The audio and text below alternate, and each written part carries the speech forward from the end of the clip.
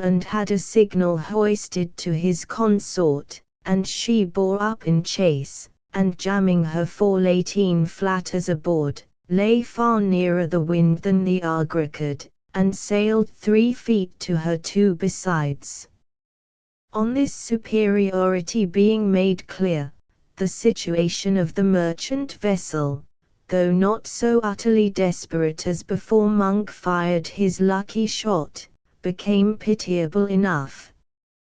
If she ran before the wind, the fresh pirate would cut her off; if she lay to windward, she might postpone the inevitable and fatal collision with a foe as strong as that she had only escaped by a rare piece of luck, but this would give the crippled pirate time to refit and unite to destroy her. Add to this the failing ammunition, and the thinned crew. Dodd cast his eyes all round the horizon for help. The sea was blank. The bright sun was hidden now, drops of rain fell, and the wind was beginning to sing, and the sea to rise a little. "Gentlemen," said he, "let us kneel down and pray for wisdom, in this sore strait." He and his officers kneeled on the quarter-deck. When they rose, Dodd stood rapt about a minute. His great thoughtful eye saw no more the enemy, the sea, nor anything external, it was turned inward. His officers looked at him in silence. "Sharp," said he, at last, "there must be a way out of them with such a breeze as this is now, if we could but see it." If," groaned Sharp. Dodd mused again. "About ship," said he, softly, like an absent man. Sir." "Steer due north," said he, still like one whose mind was elsewhere. While the ship was coming about, he gave minute orders to the mates and the gunner, to ensure co-operation in the delicate and dangerous maneuvers that were sure to be on hand. The wind was WNW, he was standing north, one pirate lay on his lee beam stopping a leak between wind and water, and hacking the deck clear of his broken masts and yards. The other, fresh, and thirsting for the easy prey, came up to weather on him and hang on his quarter, pirate fashion. When they were distant about a cable's length, the fresh pirate, to meet the ship's change of tactics, changed his own, luffed up, and gave the ship a broadside, well aimed but not destructive, the guns being loaded with ball. Dodd, instead of replying immediately, put his helm hard up and ran under the pirate's stern, while he was jammed up in the wind, and with his 5 18-pounders raked him fore and aft, then paying off, gave him 3 carronades crammed with grape and canister. The almost simultaneous discharge of 8 guns made the ship tremble, and enveloped her in thick smoke. Loud shrieks and groans were heard from the schooner. The smoke cleared. The pirate's mainsail hung on deck, his jib-boom was cut off like a carrot and the sail struggling. His foresail looked lace. Lanes of dead and wounded lay still or writhing on his deck, and his lee scuppers ran blood into the sea. Dodd squared his yards and bore away. The ship rushed down the wind, leaving the schooner staggered and all abroad. But not for long. The pirate wore and fired his bow chasers at the now flying Agra, split one of the carronades in 2, and killed a lascar, and made a hole in the foresail. This done, he hoisted his mainsail again in a trice, sent his wounded below, flung his dead overboard, to the horror of their foes, and came after the flying ship, yawning and firing his bow chasers. The ship was silent. She had no shot to throw away. Not only did she take these blows like a coward, but all signs of life disappeared on her, except 2 men at the wheel, and the captain on the main gangway. Dodd had ordered the crew out of the rigging, armed them with cutlasses, and laid them flat on the forecastle.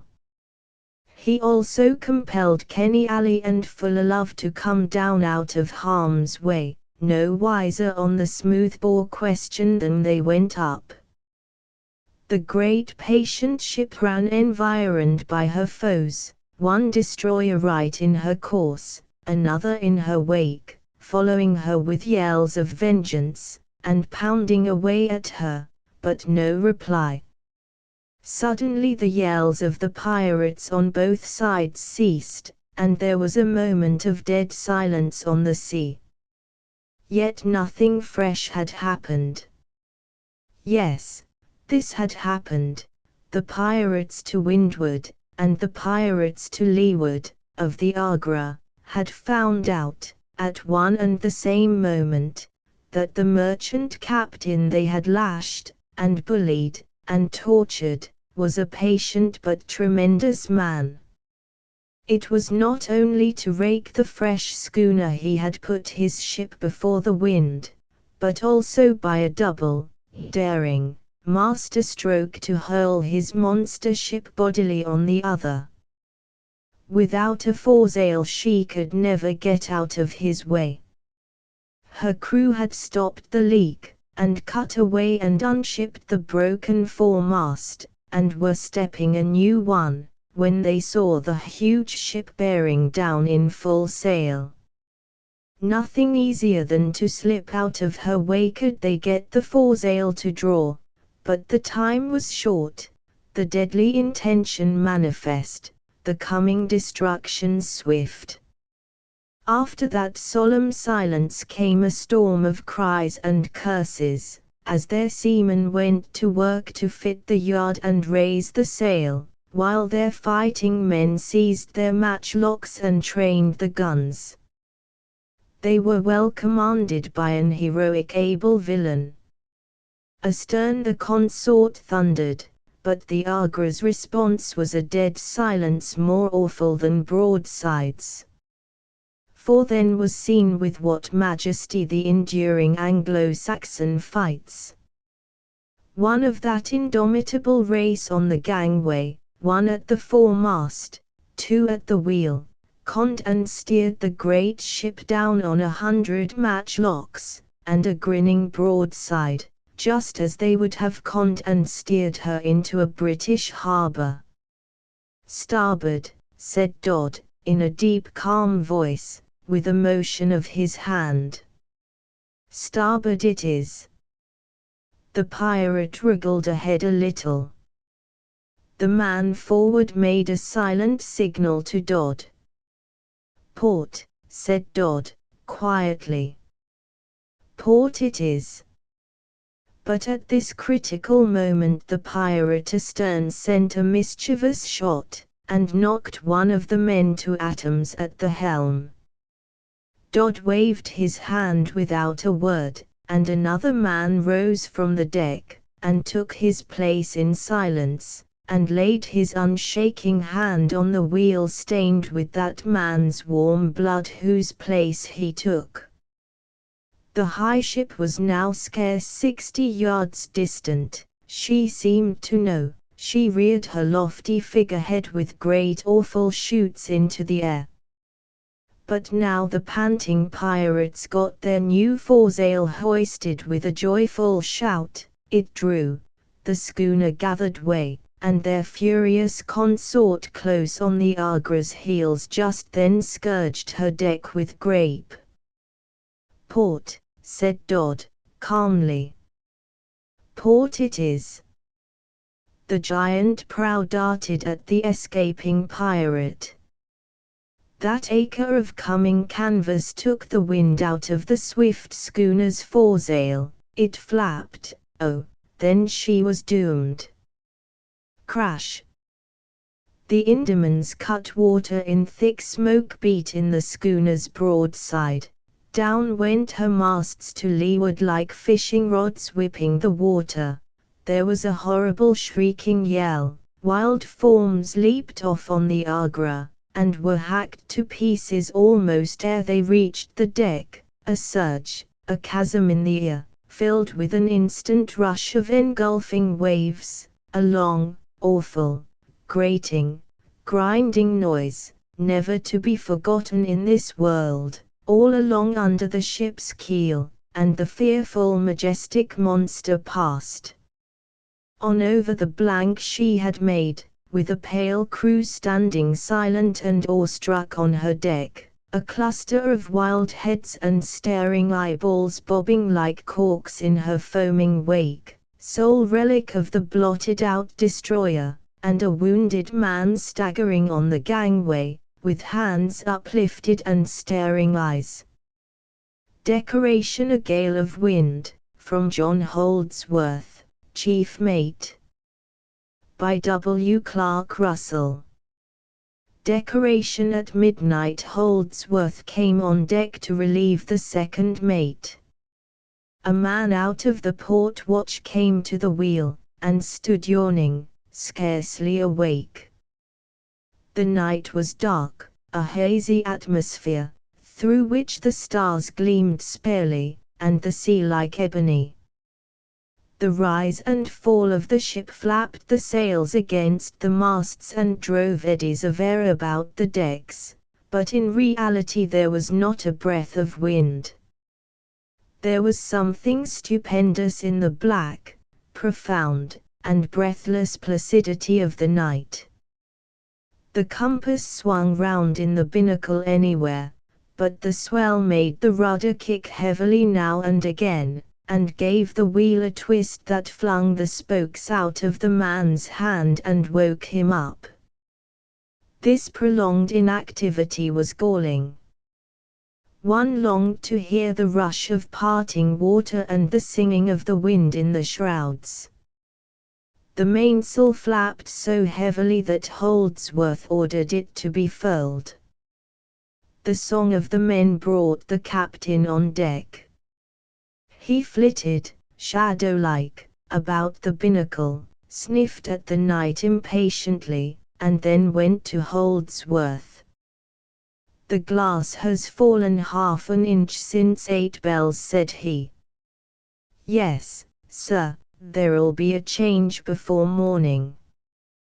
"Better stow the royals and mizzen-topgalls NSL." Sir." "Furling sail."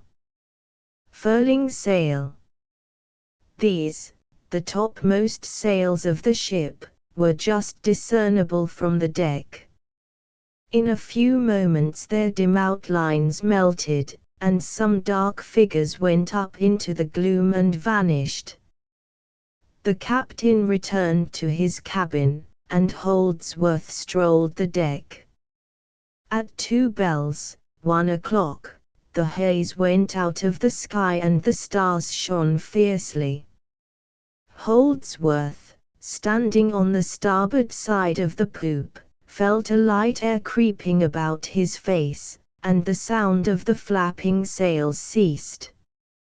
"How's her head?" "North a quarter west, sir." He sang out an order, and a crowd of figures came tumbling out of the forecastle and manned the port braces. The air died away, but presently came a quick puff which made the water bubble around the ship. Holdsworth's eyes were upon the weather horizon. The stars burned purely, but away upon the waterline was a thick shadow. Again the wind died out, and there was a breathless stillness, amid which you might hear a sound, vague, murmurous, indescribable, a distant echo it might seem of something infinitely distant. "Stand by the topgallant halyards." A sense of expectation seemed to pervade the very ship herself as she stood upright, with her dim canvas flapping in the darkness above. The distant murmur grew more defined, and took such a tone as you may hear in small sharp rain falling at a distance upon leaves. Then out of the murky horizon some clouds came rolling, long, attenuated shadows, resembling visionary arms clutching at the stars. The murmur approached. The clouds, swinging along the sky, formed into compact groups. Hark to the quick hissing of the water lashed by the wind.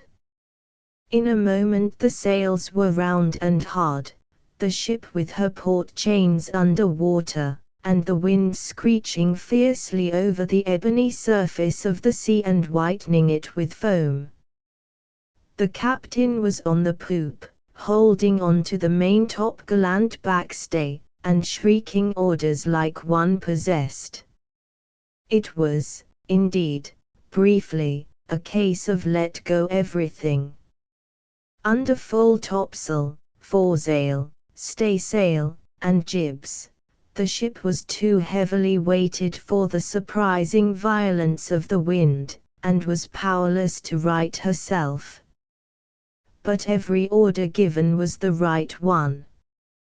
And now you heard the deep tones of Holdsworth's powerful voice mingling with the agitated commands of the skipper, while yards came rushing down upon the caps, and sails banged and roared aloft, and men shouted lustily about the decks, and the sea fled in cataracts of foam under the vessel's bows.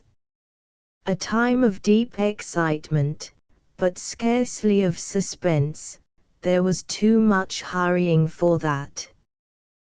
There would have been something incredible to an inexperienced landsman in the sight of the dark figures swarming up the shrouds to give battle to the wild array of canvas which groaned and bellowed like a dozen thunderstorms in the sky, a spectacle of human pluck not to be realized, or in the faintest degree appreciated, by those who have not beheld it.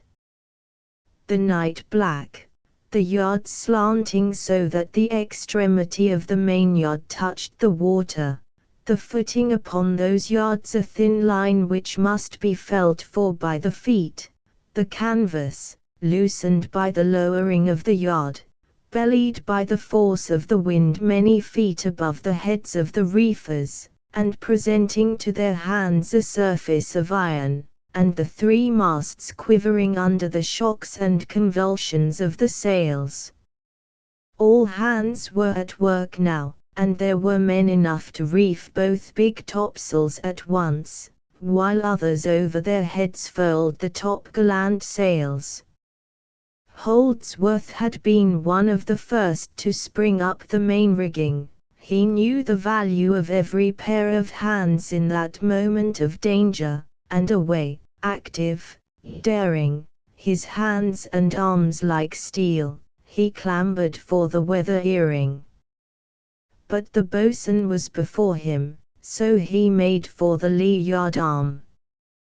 Figure a smooth spar, 4 to 5 feet long, sloping at a height of as many feet to the water's surface, the said surface not being a mill pond, but a sheet of foam. Figure a pitch-dark night, a line stretched along the yard down which you must slide to the extremity, a sail weighing 6 tons banging at your head and your feet, and doing its utmost to throw you. Then, having reached the extremity of the yard, figure your legs thrown across it as you might bestride a horse, beneath you. The foaming sea, almost at right angles the inclined deck of the ship, a long stone's throw distant, a deep darkness everywhere, save where a wave, breaking massively, flings out a phosphorescent light and deepens the blackness of its own chasm, while the gale yells about your ears, and blinds you with spray that stings like hail. Figure this, and then you will very faintly realize what taking the lee earing in a gale at sea means. The cries of the men aloft, and the beating of the canvas, sounded like an unearthly contest in midair, but they ceased presently, and then the hands came hurrying down the rigging and fell to the halyards. Holdsworth sprang onto the poop, his cap gone, his hair blown about his eyes, and roared out orders, while the captain, more easy in his mind about his spars, went aft and hung about the binnacle, watching the compass often. The ship was now under double-reefed topsails, and reeling through the darkness almost bare of sail. The wind was increasing in violence every 5 minutes, and an ugly Atlantic sea was running right athwart the ship's course, hurling great waves against her starboard beam, which ran in waterspouts of foam as high as the maintop, and was blown in big, hissing flakes through the rigging to leeward.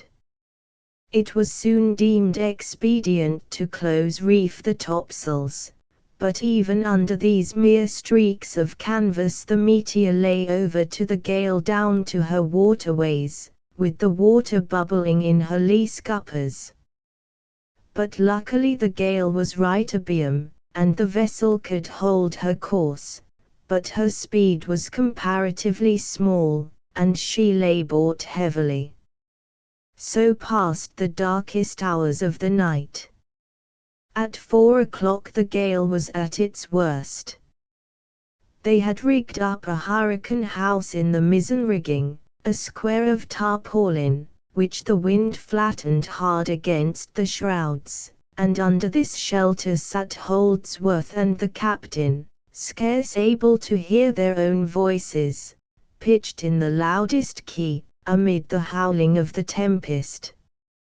Once Holdsworth went below to look at the glass, and came back saying it was steady. The skipper roared that he never before remembered so sudden a gale, and Holdsworth owned that only once was he so caught, in the Pacific, when they lost their foretopmast. There was nothing more to be done, unless they hove the ship to, but this was not needful. The dawn broke at 5, and the pale, cheerless light illuminated a wild and dreary scene of tumbling desolate waters billowing in mountains to the horizon. The Meteor, almost under bare poles, her yards pointed to the gale, her ropes and lines blown in semicircles to leeward, labored heavily, caught now by a sea that threw her on her beam ends, and now swooping into a chasm walled with boiling green water, making the gale screech like a million steam whistles through her rigging, as she drove up against it, while coiling tongues of water ran in cataracts up her glistening sides and fell in dead weights upon her deck. The sky, from horizon to horizon, was a dark lead color, along which under clouds, in appearance resembling volumes of smoke, were swept along, torn and rent, and discharging at intervals quick, biting showers of rain. Some of the passengers came on deck, the General, Mr. Holland, and Mr. St. Aubyn. The General turned about when he had advanced a few feet, and disappeared. Mr. Holland in a very short time followed his example, but the actor, with manifest looks of terror in his pallid face, pushed onward with outstretched hands for the hurricane house. The captain advised him to go below, but at that moment the ship, rolling suddenly to windward, shipped a shower of spray, which soaked the poor actor through and through. A moment after, the vessel heeled heavily over to leeward, away rolled the actor, impelled both by the wind and the unerring law of gravitation, and was flung against the lee mizzen rigging, to which he was pinned by the violence of the gale as effectually as if he had been lashed to the shrouds. He screamed for help, on which Holdsworth went over to him, took him by the arm, and dragged him against the wind to the companion hatchway. As Mr. St. Aubyn staggered below, clinging like a kitten to whatever he could lay hands on, he was heard to implore Holdsworth to tell him if there was any danger, but, before the words were out of his mouth, Holdsworth was clinging to the weather rigging and calling the captain's attention to a brig, which had risen out of the sea like an apparition, and was tearing before the gale with full topsails and topgallant sails set. "A Yankee, by her build," said the captain. "It's only a Yankee who would carry that sail in such a wind." It was a sight to see her flying along, sinking her hull sometimes out of sight, then poised on the giddy summit of a huge wave, whose crest broke under her bows, her copper bottom glistening like red gold against the slate-colored water. She passed within a quarter of a mile of the Meteor's weather beam, and up flew the stars and stripes and stood like a painted board at her peak. The second mate answered the salutation by bending on the small ensign and running it up. Any further signalling was out of the question in that gale. The men on board the brig could just be made out. She was a smart vessel, black-hulled, with bows like a knife, and skysail poles, which gave her masts an aspect of perfect symmetry, and she was splendidly handled. She went like a swan over the seething billows, streaming a foaming wake, and in a very few moments was lost in the haze and gloom of the near horizon. As the morning advanced the gale decreased, but a terrible sea was up, which made the ship labour so furiously that to steady her in some degree they set the trysail and foresail. There was, however, the comfort of daylight abroad, and the men could see what they were about. Both Holdsworth and the captain went below to get a little sleep, and the vessel was left in command of the second mate, a young man named Thompson. There were 2 hands at the wheel and 2 on the lookout on the forecastle, glittering in oilskins, and ducking now and again to the seas which swept over the ship's bows. The fore and main hatches were battened down, and the main deck was a foot deep in water, which washed to and fro as the ship rolled, and which, as fast as it ran through the scupper holes, was replaced by fresh and heavy inroads of the sea. But all this was trifling. The vessel was snug, the gale was moderating, and the extra sail that had been made was driving the ship through the water in fine style. Meanwhile, the passengers below, having been reassured by the captain, were making what breakfast they could off the rolls, tea, and rashers of ham which clattered about the table and tumbled into their laps. The trays swung wildly from the deck, and it demanded great vigilance and close attention to their convulsive movements to repossess one's self of the cup or plate one placed upon them for safety. The negro steward shambled round the table, halting every moment to make a grasp at anything that came in his road to steady himself.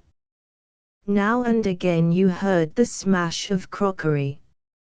Some conversation was attempted, and the General invited Mr. Holland to go up on deck and witness a scene which would probably exceed in majesty Niagara Falls, but Mr. Holland said he would wait until the vessel was steadier. Mr. St. Aubyn had changed his clothes and sat holding on to the table, looking the part of Fear infinitely better than he could hope to impersonate it before the footlights. The ladies remained in their cabins. Mrs. Ashton, overcome with sickness and the fear of drowning, was driving her maid distracted with orders which it was out of the poor wretch's power to execute. In truth, the maid's legs were perfectly useless to her, which Mrs. Ashton, lying on her back, refused to understand. Cries were repeatedly coming from the direction of her cabin for Harry. Harry, which received no attention, owing to Harry's, in other words, to Mr. Ashton's, utter incapacity to move a step without being flung upon the deck.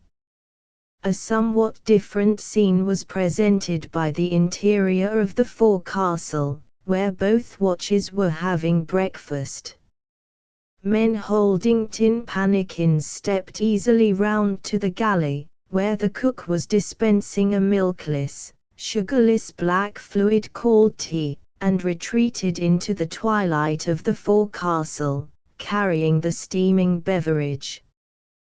There sat the sailors, some swinging in hammocks with their legs dangling down, some on sea chests, some on canvas bags, drinking from pannikins, swallowing lumps of biscuit hard as iron, or hacking with the knives they wore in their belts at bits of cold pork or beef floating in vinegar in tin dishes held between their knees, some smoking, some making ready to turn in, and all jabbering away as gaily as if they were comfortably seated in a Liverpool or Poplar singing house, the mariners' earthly paradise, and each with his Sue or his Betsy by his side. Here, more than in any other part of the ship, you felt her motion, the mighty lifting of her bows, and the long sweeping fall as she pitched nose under, while the heavy seas boomed against her outside as though at any moment the timbers must dispart and the green waves rush in. At 12 o'clock the gale had decreased to such a degree that they were able to shake 2 reefs out of the main topsail and set the topgallant sail. The action of the sea, moreover, was much less violent. The weather had cleared, the pale blue sky could be seen shining through the white mist that fled along it, and the sun stood round and clean and coppery in the heavens, throwing a dark red lustre upon the quick, passionate play of the sea beneath. Some of the passengers crawled upon deck and gazed with wonderment around them. Certainly the panorama was a somewhat different one from what had been unrolled to their eyes the day before. The ship had a fagged and jaded look with her drenched decks, her ropes blown slack with the violence of the wind, and the canvas made unequal to the eye by the reefs in the topsails. It was again Holdsworth's watch on deck. The captain walked up and down, chuckling over the improved aspect of the weather and on the wind, which was drawing more easterly, and therefore more favorable. "You can shake out the reefs, Mr. Holdsworth." "She'll bear it now," he called out. Out reefs it was. The ship felt the increased pressure, and rushed forward like a liberated racehorse. "This is capital," exclaimed the old general, tottering about with outstretched hands, ever on the alert for a special roll. "A week of this, Captain, will carry us a good way on our road." Sir, and we must make up for lost time." And then presently he gave orders to set the mainsail and the other 2 topgallant sails. "The glass still keeps low, sir," said Holdsworth. But let's take advantage of the daylight, Mr. Holdsworth. We mustn't lose an opportunity." The sky had now cleared, the sun shone cheerily, the wind, having drawn aft, was now no more than what sailors would call a main royal breeze. Decoration: the wreck of the Grosvenor. The story of the wreck of the Grosvenor is supposed to be told by Mr. Royle, the second mate of that unlucky ship. She was a small vessel bound from England to Valparaiso with a heavy cargo and no passengers. Captain Coxon and his first mate, Duckling, were so brutal in their treatment of the crew, that before many days a mutiny arose, headed by Stevens, the ship's carpenter. The captain and the mate were murdered, but Royle was spared to guide the ship to the West Indies. The crew were a treacherous gang, and near Bermuda they scuttled the Grosvenor and abandoned her to sink with the skipper, the boatswain, and the steward who remained faithful to him, and Mary Robertson, a girl whom Royle had rescued from a passing wreck. But the mutineers' plot had been discovered by the boatswain, who plugged up the holes in the ship's side, and when the crew deserted her the Grosvenor cheerfully sailed away.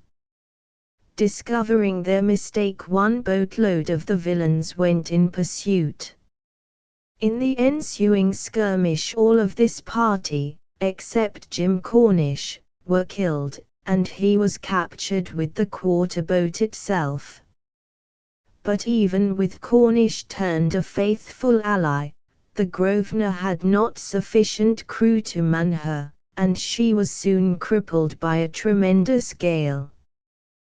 Their signal of distress was disregarded by a Russian ship which might have rescued them, and the shock of this disappointment destroyed the poor steward's wits and broke the heart of Cornish. The Grosvenor was fast sinking. There was no alternative but to take to the quarter-boat which they had captured from the mutineers. The following story tells how the 3 men and the girl were saved from the wreck of the Grosvenor. Saved from the wreck of the Grosvenor. By W. Clark Russell. Decoration: we had never yet had the leisure to inspect the stores with which the mutineers had furnished the quarter-boat, and we now found, in spite of their having shifted a lot of provisions out of her into the longboat before starting in pursuit of us, that there was still an abundance left: 4 kegs of water, several tins of cuddy bread, preserved meats and fruits, sugar, flour, and other things, not to mention such items as boxes of lucifer matches, fishing tackle, a burning glass, a quantity of tools and nails, in a word, everything which men in the condition they had hoped to find themselves in might stand in need of to support life. Indeed, the foresight illustrated by the provisioning of this boat was truly remarkable, the only things they had omitted being a mast and sail, it having been their intention to keep this boat in tow of the other. I even found that they had furnished the boat with the oars belonging to the disabled quarter-boat in addition to her own. However, the boat was not yet stocked to my satisfaction. I therefore repaired to my cabin and procured the boat's compass, some charts, a sextant, and other necessary articles such as the nautical almanac and pencils and paper wherewith to work out my observations, which I placed very carefully in the locker in the stern sheets of the boat. I allowed Mary to help me, that the occupation might divert her mind from the overwhelming thoughts which the gradual settling of the ship on which we stood must have excited in the strongest and bravest mind, and, indeed, I worked busily and eagerly to guard myself against any terror that might come upon me. She it was who suggested that we should provide ourselves with lamps and oil, and I shipped a lantern to hoist at our masthead when the darkness came, and the bull's-eye lamp to enable me to work out observations of the stars, which I intended to make when the night fell.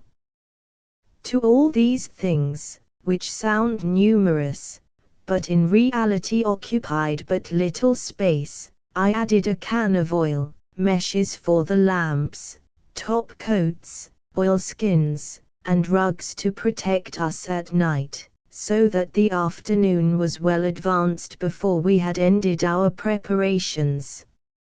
Meanwhile, the boatswain had stepped a topgallant stunsail boom to serve us for a mast, well stayed, with a block and halyards at the masthead to serve for hoisting a flag or lantern, and a spare topgallant stunsail to act as a sail. By this time the wind had completely died away, a peaceful deep blue sky stretched from horizon to horizon, and the agitation of the sea had subsided into a long and silent swell, which washed up against the ship's sides, scarcely causing her to roll, so deep had she sunk in the water. I now thought it high time to lower the boat and bring her alongside, as our calculation of the length of time to be occupied by the ship in sinking might be falsified to our destruction by her suddenly going stern down with us on board. We therefore lowered the boat and got the gangway ladder over the side. The boatswain got into the boat first to help Mary into her. I then took the steward by the arms and brought him along smartly, as there was danger in keeping the boat washing against the ship's side. He resisted at first, and only smiled vacantly when I threatened to leave him, but on the boatswain crying out that his wife was waiting for him, the poor idiot got himself together with a scramble, and went so hastily over the gangway that he narrowly escaped a ducking. I paused a moment at the gangway and looked around, striving to remember if there was anything we had forgotten which would be of some use to us. Mary watched me anxiously, and called to me by my Christian name, at the same time extending her arms. I would not keep her in suspense a moment, and at once dropped into the boat. She grasped and fondled my hand, and drew me close beside her. "I should have gone on board again had you delayed coming," she whispered. The boatswain shoved the boat's head off, and we each shipped an oar and pulled the boat about a quarter of a mile away from the ship, and then, from a strange and wild curiosity to behold the ship sink, and still in our hearts clinging to her, not only as the home where we had found shelter for many days past, but as the only visible object in all the stupendous reach of waters, we threw in the oars and sat watching her. She had now sunk as deep as her main chains, and was but a little higher out of the water than the hull from which we had rescued Mary and her father. It was strange to behold her even from a short distance and notice her littleness in comparison with the immensity of the deep on which she rested, and recall the terrible seas she had braved and triumphed over. Decoration: few sailors can behold the ship in which they have sailed sinking before their eyes without the same emotion of distress and pity, almost, which the spectacle of a drowning man excites in them. She has grown a familiar name, a familiar object. Thus far she has borne them in safety, she has been rudely beaten, and yet has done her duty. But the tempest has broken her down at last, all the beauty is shorn from her, She is weary with the long and dreadful struggles with the vast forces that nature arrayed against her. She sinks, a desolate, abandoned thing, in mid-ocean, carrying with her 1,000 memories which surge up in the heart with the pain of a strong man's tears. I looked from the ship to realize our own position. Perhaps not yet could it be keenly felt, for the ship was still a visible object for us to hold on by, and yet, turning my eyes away to the far reaches of the horizon at one moment borne high on the summit of the ocean's swell, which appeared mountainous when felt in and viewed from the boat, then sinking deep in the hollow, so that the near ship was hidden from us. The supreme loneliness of our situation, our helplessness, and the fragility and diminutiveness of the structure on which our lives depended, came home to me with the pain and wonder of a shock. Our boat, however, was new this voyage, with a good beam, and showing a tolerably bold side, considering her dimensions and freight. Of the 2 quarter boats with which the Grosvenor had been furnished, this was the larger and the stronger built, and for this reason had been chosen by Stevens. I could not hope, indeed, that she would live a moment in anything of a sea, but she was certainly stout enough to carry us to the Bermudas, providing that the weather remained moderate. It was now 6 o'clock. I said to the boatswain, "Every hour of this weather is valuable to us. There is no reason why we should stay here. I should like to see her sink, Mr. Royle. I should like to know that poor Jim found a regular coffin in her," he answered. "We can't make no headway with the sail, and I don't recommend rowing for the 2 or 3 mile we can fetch with the oars. It you'd be worse nor pumping." He was right. When I reflected, I was quite sure I should not, in my exhausted state, be able to handle one of the big oars for even 5 minutes at a stretch, and, admitting that I had been strong enough to row for a couple of hours, yet the result to have been obtained could not have been important enough to justify the serious labor. The steward all this time sat perfectly quiet in the bottom of the boat, with his back against the mast. He paid no attention to us when we spoke, nor looked around him, though sometimes he would fix his eyes vacantly on the sky as if his shattered mind found relief in contemplating the void. I was heartily glad to find him quiet, though I took care to watch him, for it was difficult to tell whether his imbecility was not counterfeit, by his madness, to throw us off our guard, and furnish him with an opportunity to play us and himself some deadly trick. As some hours had elapsed since we had tasted food, I opened a tin of meat and prepared a meal. The boatswain ate heartily, and so did the steward, but I could not prevail upon Mary to take more than a biscuit and sherry and water. Indeed, as the evening approached, our position affected her more deeply, and often, after she had cast her eyes toward the horizon, I could see her lips whispering a prayer, and feel her hand tightening on mine. The ship still floated, but she was so low in the water that I every minute expected to see her vanish. The water was above her main chains, and I could only attribute her obstinacy in not sinking to the great quantity of wood, both in cases and goods, which composed her cargo. The sun was now quite close to the horizon, branding the ocean with a purple glare, but itself descending in a cloudless sky. I cannot express how majestic and wonderful the great orb looked to us who were almost level with the water. Its disk seemed vaster than I had ever before seen it, and there was something sublimely solemn in the loneliness of its descent. All the sky about it, and far to the south and north, was changed into the color of gold by its luster, and over our heads the heavens were an exquisite tender green, which melted in the east into a dark blue.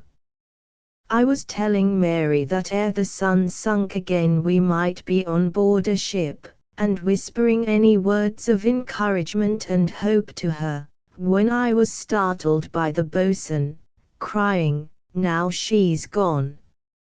Look at her." I turned my eyes toward the ship, and could scarcely credit my senses when I found that her hull had vanished, and that nothing was to be seen of her but her spars, which were all aslant sternward. I held my breath as I saw the masts sink lower and lower. First the cross-jack yard was submerged, the gaff with the ensign hanging dead at the peak, then the main yard. Presently only the main topmast cross trees were visible, a dark cross upon the water. They vanished. At the same moment the sun disappeared behind the horizon, and now we were alone on the grate, breathing deep, with all the eastern sky growing dark as we watched.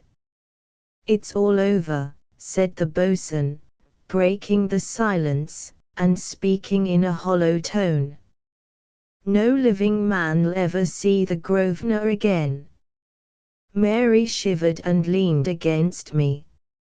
I took up a rug and folded it round her, and kissed her forehead.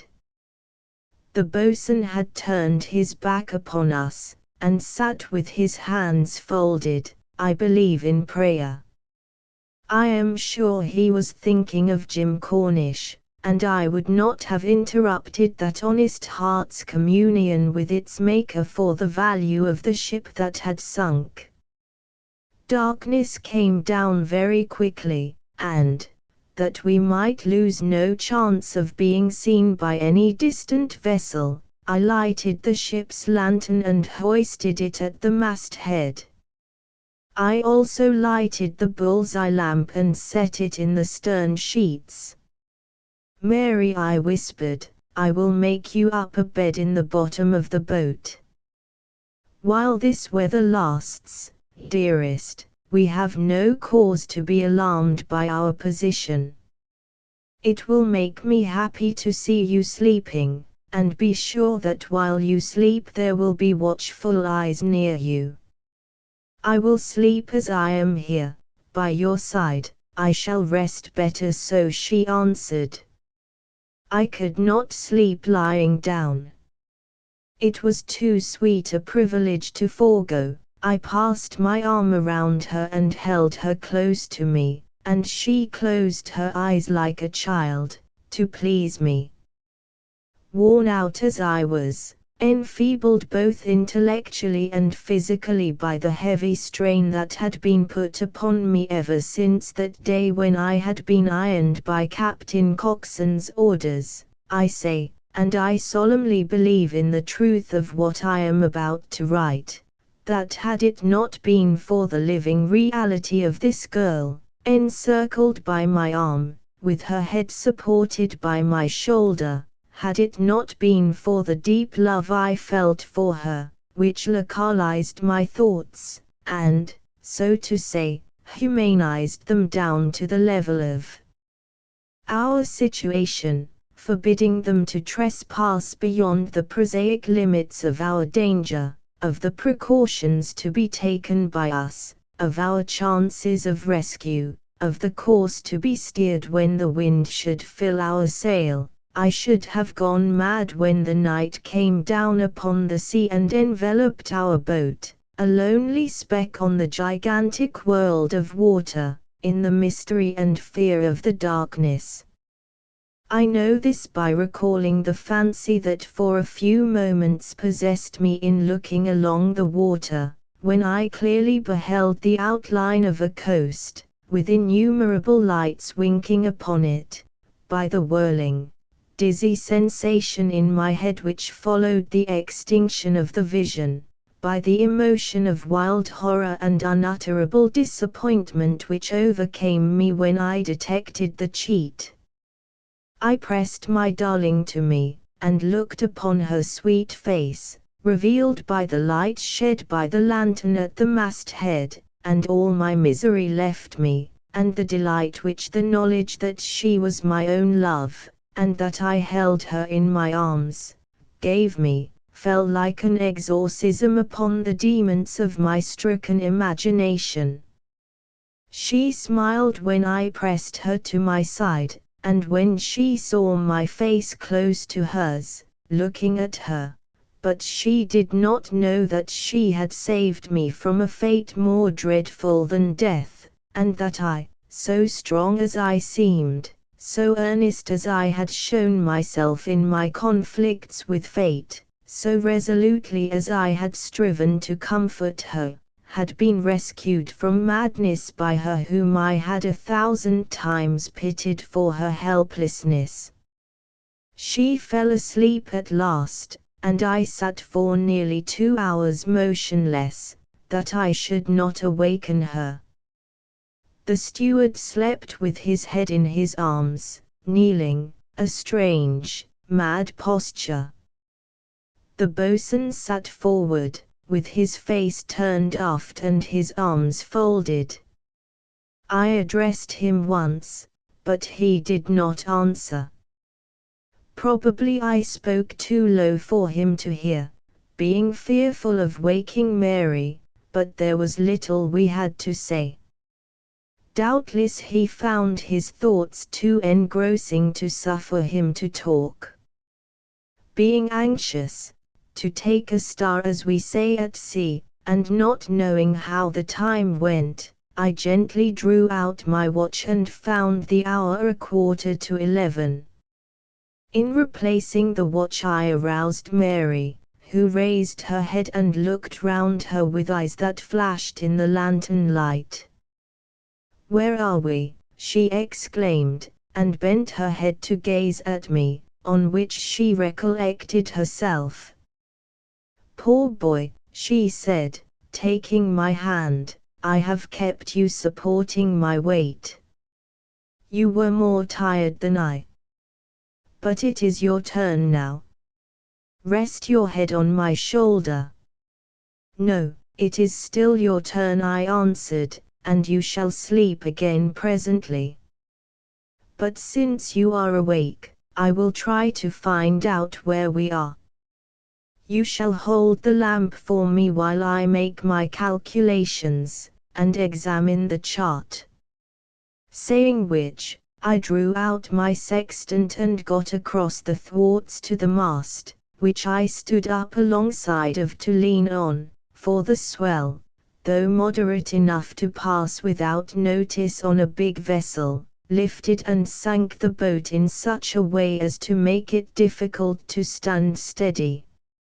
I was in the act of raising the sextant to my eye, when the boatswain suddenly cried, "Mr. Royle, listen." "What do you hear?" I asked. "Hush, listen now," he answered, in a breathless voice. I strained my ear, but nothing was audible to me but the wash of the water against the boat's side. "Don't you hear it, Mr. Royle?" he cried, in a kind of agony, holding up his finger. "Miss Robertson, don't you hear something?" There was another interval of silence, and Mary answered, "I hear a kind of throbbing." "It is so," I exclaimed. "I hear it now, it is the engines of a steamer." "A steamer?" "Yes. I hear it." "Where is she?" shouted the boatswain, and he jumped onto the thwart on which I stood. We strained our ears again.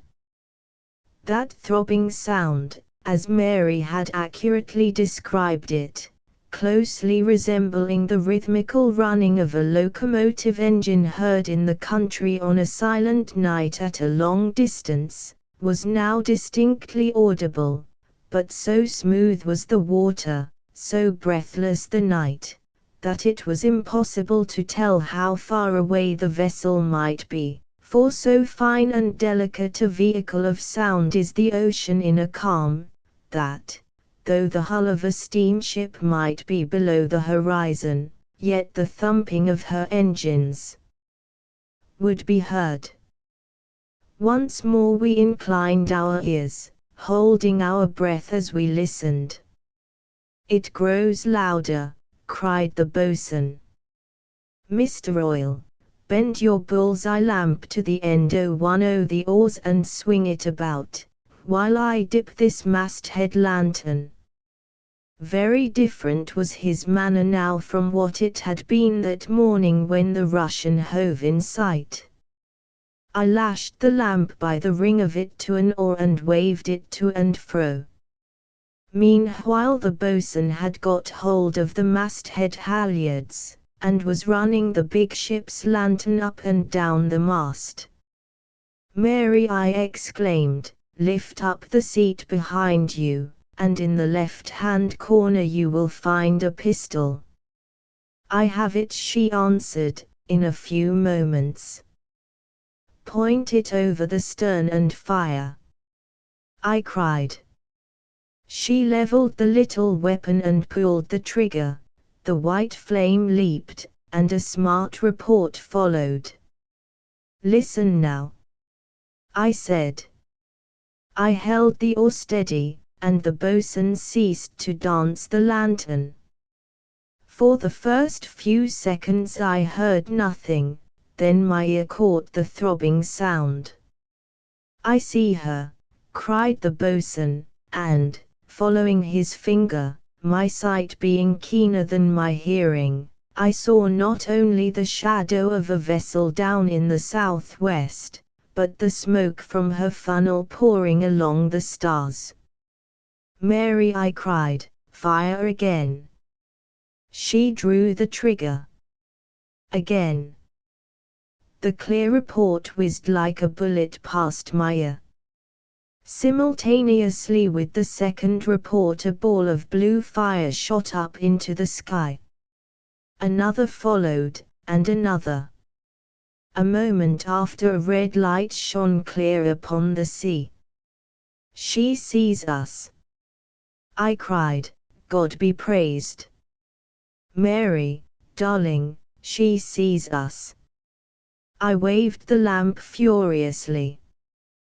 But there was no need to wave it any longer. The red light drew nearer and nearer, the throbbing of the engines louder and louder, and the revolutions of the propeller sounded like a pulse heating through the water. The shadow broadened and loomed larger. I could hear the water spouting out of her side and the blowing off of the safety valve. Soon the vessel grew a defined shape against the stars, and then a voice, thinned by the distance, shouted, "What light is that?" I cried to the boatswain, "Answer, for God's sake! My voice is weak."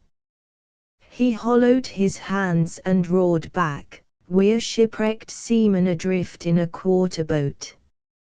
Nearer and nearer came the shadow, and now it was a long, black hull, a funnel pouring forth a dense volume of smoke, spotted with fire sparks, and tapering masts and fragile rigging, with the stars running through them. "Ease her!" The sound of the throbbing grew more measured. We could hear the water as it was churned up by the screw. "Stop her!"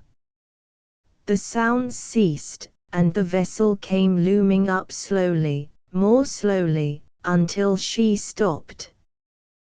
"What is that, a boat?" exclaimed a strong bass voice. Yes, answered the boatswain. We've been shipwrecked, we're adrift in a quarter boat. Can you bring her alongside? Sir. I threw out an oar, but trembled so violently that it was as much as I could do to work it. We headed the boat for the steamer and rowed toward her. As we approached, I perceived that she was very long, bark-rigged, and raking, manifestly a powerful, iron-built ocean steamer. They hung a red light on the forestay and a white light over her port quarter, and lights flitted about her gangway. A voice sung out, "How many are there of you?" The boatswain answered, 3 men and a lady. On this the same voice called, "If you want help to bring that boat alongside, we'll send to you." "We'll be alongside in a few minutes," returned the boatswain. Decoration. But the fact was, the vessel had stopped her engines when further off from us than we had imagined, being deceived by the magnitude of her looming hull, which seemed to stand not 100 fathoms away from us, and by the wonderful distinctness of the voice that had spoken us. I did not know how feeble I had become until I took the oar, and the violent emotions excited in me by our rescue, now to be effected after our long and heavy trials, diminished still the little strength that was left in me, so that the boat moved very slowly through the water, and it was full 20 minutes starting from the time when we had shipped oars, before we came up with her. "We'll fling you a rope's end," said a voice, "look out for it." A line fell into the boat. The boatswain caught it, and sung out, "All fast." I looked up the high side of the steamer. There was a crowd of men assembled round the gangway, their faces visible in the light shed not only by our own masthead lantern, which was on a level with the steamer's bulwarks, but by other lanterns which some of them held. In all this light we, the occupants of the boat, were to be clearly viewed from the deck, and the voice that had first addressed us said, "Are you strong enough to get up the ladder? If not, we'll sling you on board." I answered that if a couple of hands would come down into the boat so as to help the lady and a man, who had fallen imbecile, over the ship's side, the other 2 would manage to get on board without assistance. On this a short gangway ladder was lowered, and 2 men descended and got into the boat. "Take that lady first," I said, pointing to Mary, but holding on, as I spoke, to the boat's mast, for I felt horribly sick and faint, and knew not, indeed, what was going to happen to me, and I had to exert all my power to steady my voice. They took her by the arms, and watching the moment when the wash of the swell brought the boat against the ship's side, landed her cleverly on the ladder and helped her onto the deck. The Capture of the Cotton Ship, from Tom Cringle's log. By Michael Scott. Decoration. The northwester still continued, with a clear blue sky, without a cloud overhead by day, and a bright, cold moon by night. It blew so hard for the 3 succeeding days, that we could not carry more than close-reefed topsails to it, and a reefed foresail. Indeed, toward 6 bells in the forenoon watch of the 3rd day, it came thundering down with such violence, and the sea increased so much, that we had to hand the foretopsail. This was by no means an easy job. "Ease her a bit," said the first lieutenant. "There, shake the wind out of her sails for a moment, until the men get the canvas in. Whirl, a poor fellow pitched off the lee foreyard arm into the sea. Up with the helm, heave him the bight of the rope. We kept away, but all was confusion, until an American midshipman, one of the prisoners on board, hove the bight of the rope at him.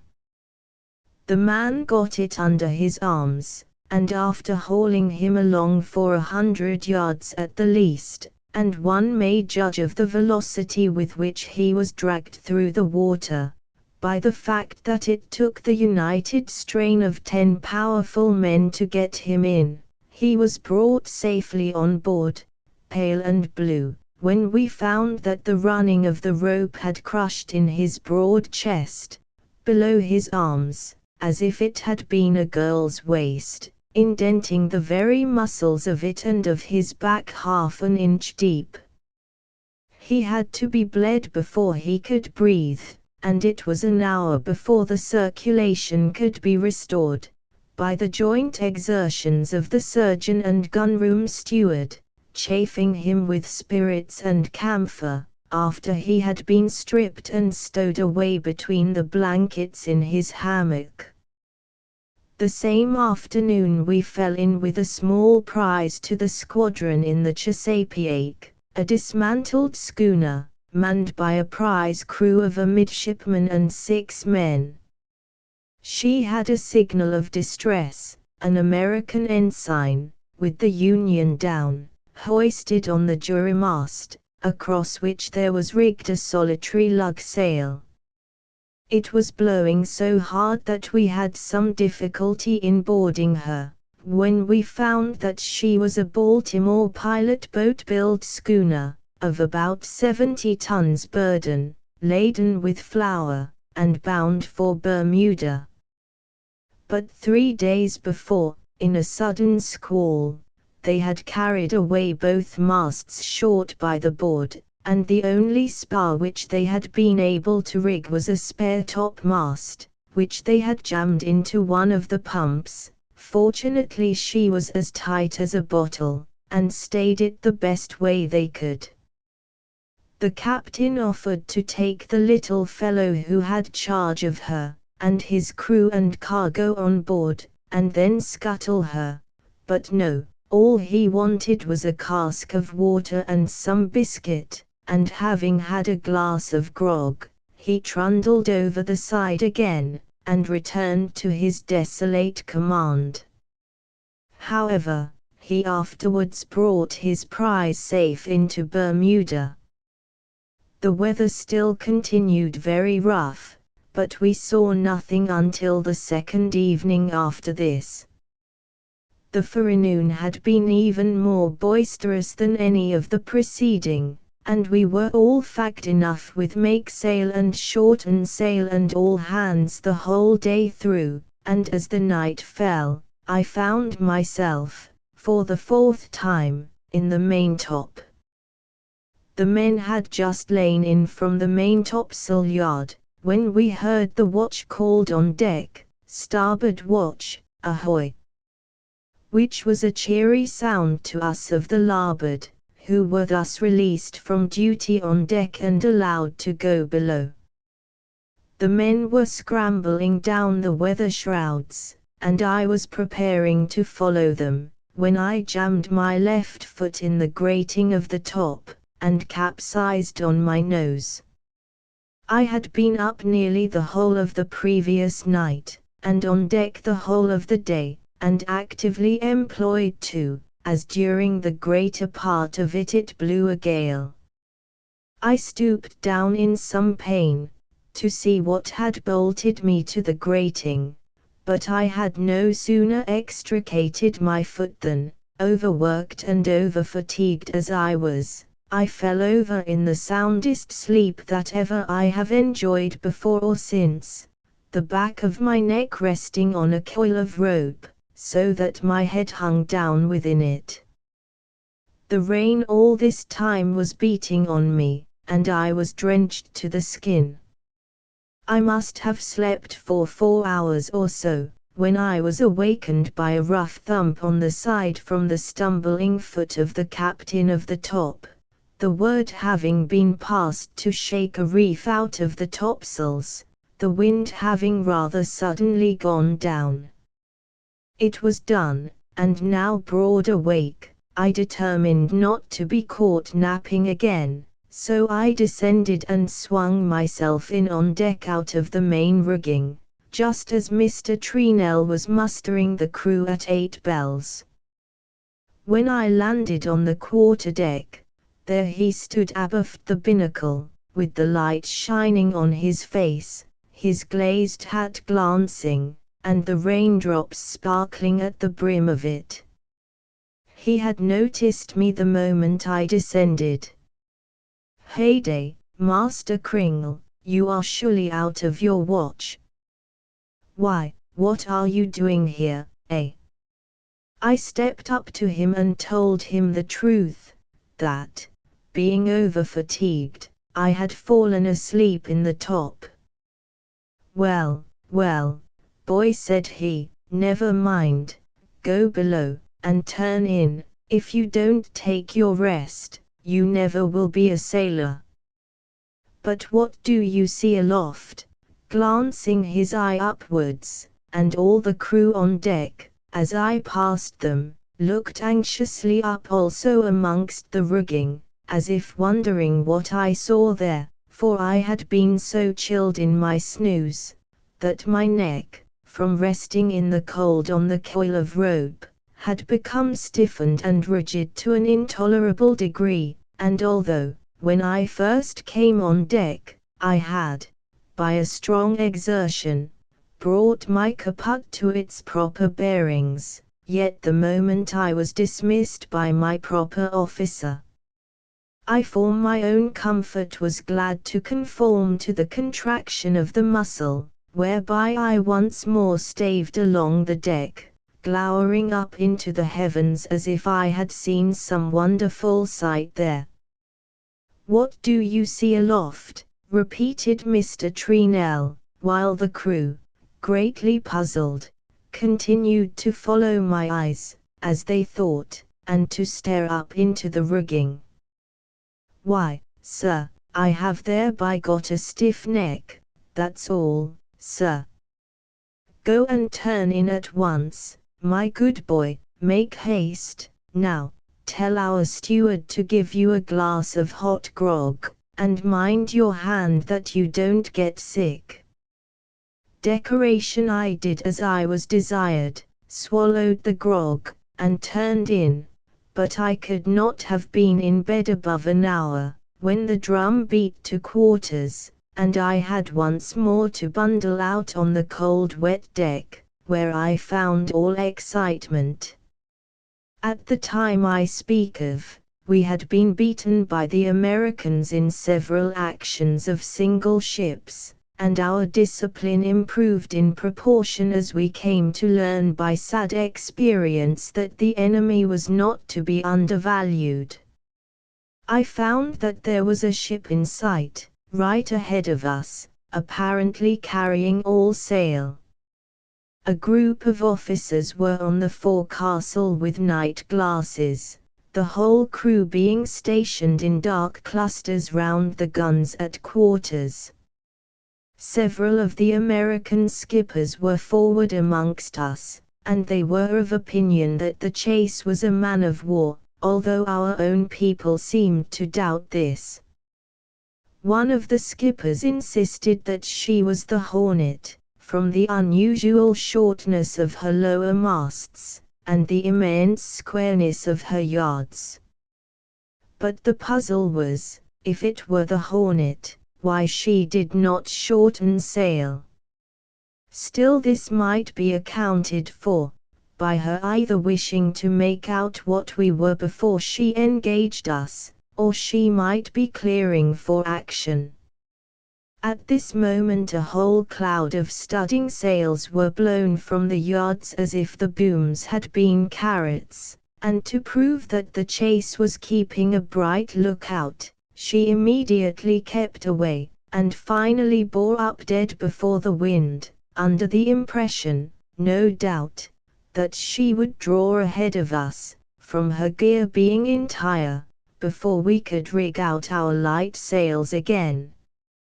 And so she did for a time, but at length we got within gunshot. The American masters were now ordered below, the hatches were clapped on, and the word was passed to see all clear. Our shot was by this time flying over and over her, and it was evident she was not a man of war. We peppered away, she could not even be a privateer, we were close under her lee quarter, and yet she had never fired a shot, and her large swaggering Yankee ensign was now run up to the peak, only to be hauled down the next moment. Hurrah! A large cotton ship, from Charleston to Bordeaux, prize to HMS Torch.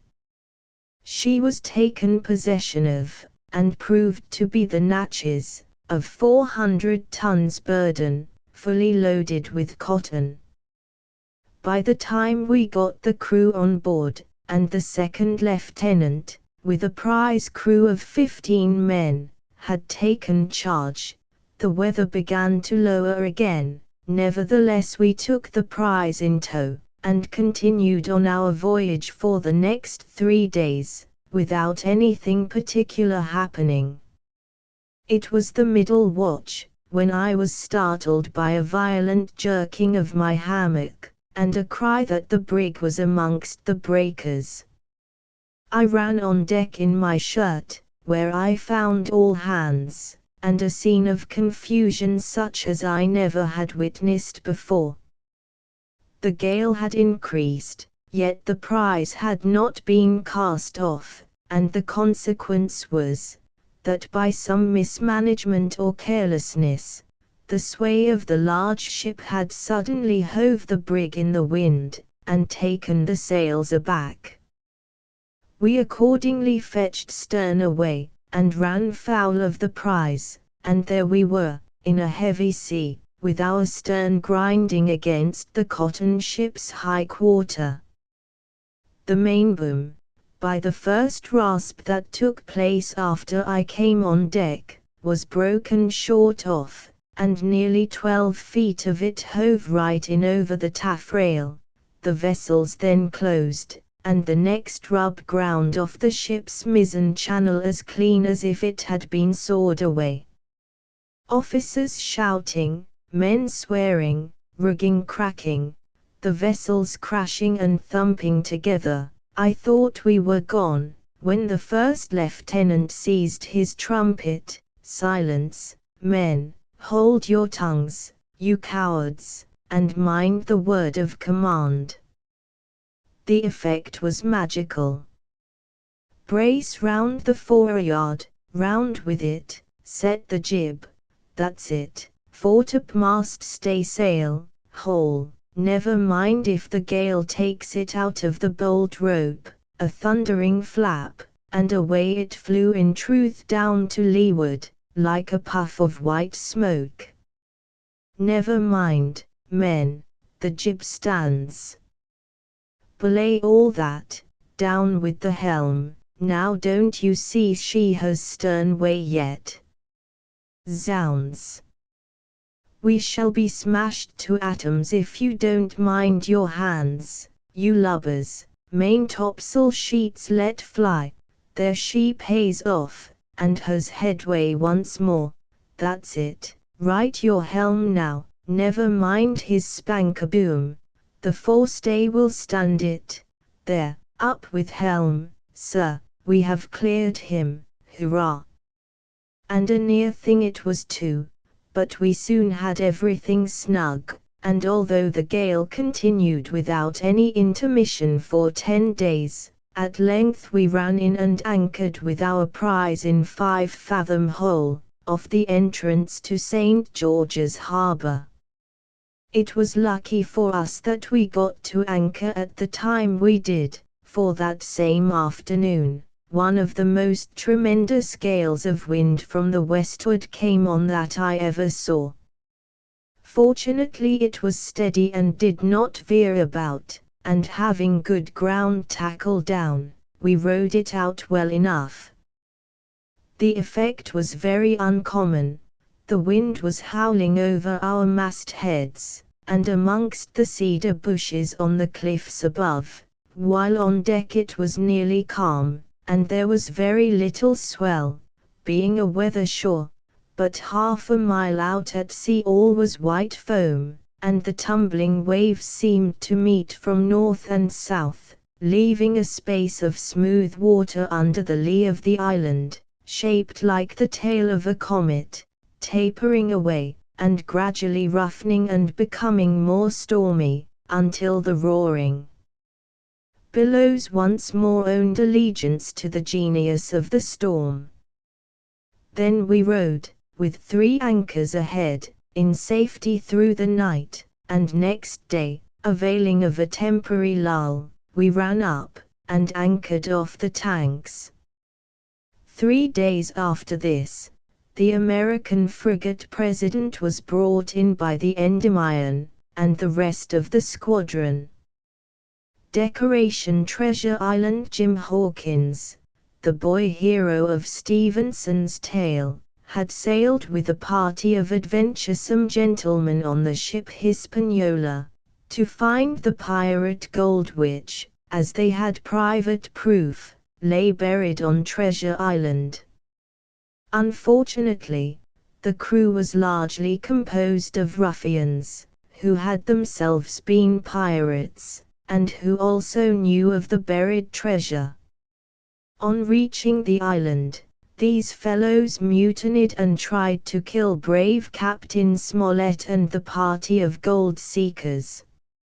As their only means of safety, the latter went ashore and entrenched themselves in a stockade which former visitors had built there, while the Hispaniola, anchored in the harbor, fell into the hands of the pirates, who promptly hoisted the black flag. One foggy night Jim, who was an adventurous and inquisitive lad, secretly stole out from the stockade and found hidden in a cove a tiny home-made boat, clumsy and queer. This boat was buoyant and clever in a sea way, but the most cross-grained, lopsided craft to manage. Turning round and round was the maneuver she was best at. However, he managed to paddle out to the Hispaniola, intending to cut her moorings. With some difficulty he accomplished this design, but immediately a change of wind and current seized both ship and coracle, and sent them spinning out through the Narrows towards open sea. Expecting to be dashed in pieces on some bar or in the raging breakers, Jim lay down helpless, and overcome by weariness and anxiety fell asleep. The cruise of the Coracle begins at this point. The Cruise of the Coracle, from Treasure Island. By Robert Louis Stevenson. Decoration. It was broad day when I awoke, and found myself tossing at the southwest end of Treasure Island. The sun was up, but was still hid from me behind the great bulk of the spyglass, which on this side descended almost to the sea in formidable cliffs. Haulbowline Head and mizzenmast hill were at my elbow, the hill bare and dark, the head bound with cliffs 40 or 50 feet high, and fringed with great masses of fallen rock. I was scarce a quarter of a mile to seaward, and it was my first thought to paddle in and land. That notion was soon given over.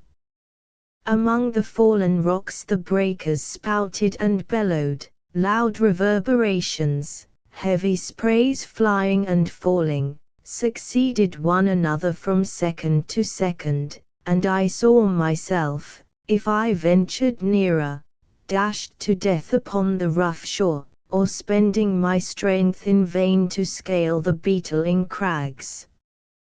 Nor was that all, for crawling together on flat tables of rock, or letting themselves drop into the sea with loud reports, I beheld huge slimy monsters, soft snails, as it were, of incredible bigness, 2 or 3 score of them together, making the rocks to echo with their barkings.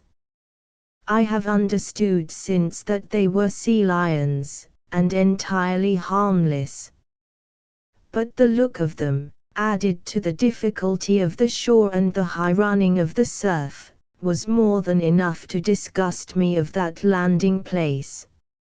I felt willing rather to starve at sea than to confront such perils. In the meantime I had a better chance, as I supposed, before me. North of Haulbowline Head, the land runs in a long way, leaving, at low tide, a long stretch of yellow sand. To the north of that, again, there comes another cape, Cape of the Woods, as it was marked upon the chart, buried in tall green pines, which descended to the margin of the sea.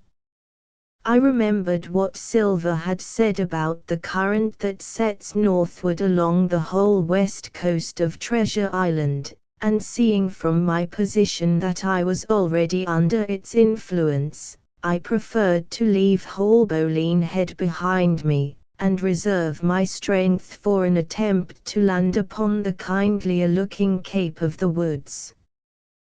There was a great, smooth swell upon the sea. The wind blowing steady and gentle from the south, there was no contrariety between that and the current, and the billows rose and fell unbroken. Had it been otherwise, I must long ago have perished, but as it was, it is surprising how easily and securely my little and light boat could ride. Often, as I still lay at the bottom, and kept no more than an eye above the Goon Whale, I would see a big blue summit heaving close above me, yet the coracle would but bounce a little, dance as if on springs, and subside on the other side into the trough as lightly as a bird. I began after a little to grow very bold, and sat up to try my skill at paddling. But even a small change in the disposition of the weight will produce violent changes in the behavior of a coracle. And I had hardly moved before the boat, giving up at once her little dancing movement,